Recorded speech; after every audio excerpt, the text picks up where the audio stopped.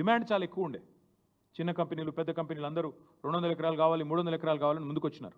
So మేము ఆలోచనతో అక్క వాళ్ళు కూడా సబితక్క మంచిరెడ్డి కిషన్ రెడ్డి గారు వచ్చి అన్న మరి యూనిట్లు పోతున్నాయని కేసీఆర్ గారికి చెప్పారు.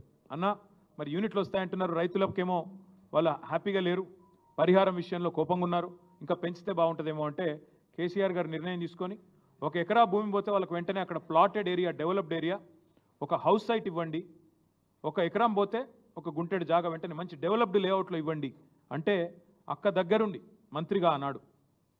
లేఅవుట్లు కూడా మేమే వేసినాం. 500 ఎకరాల్లో లేఅవుట్లు వేసినాం, కొంతమందికి పట్టాలు ఇచ్చాం. ఇవన్నీ కూడా చేసింది మా ప్రభుత్వం.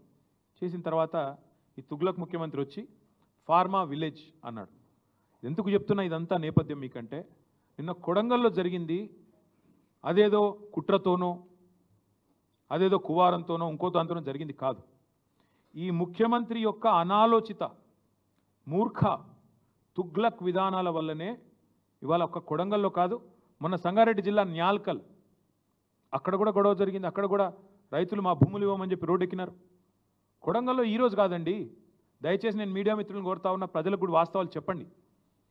6-7 నెలల కిందట, ఇంకెక్కువ 8-9 నెలల కిందట ముఖ్యమంత్రి సోదరుడు తిరుపతి రెడ్డి ఆయనకు ఒక ఫోన్ కాల్ వైరల్ అయింది. మీరు చూసే ఉంటారు, వినే ఉంటారు.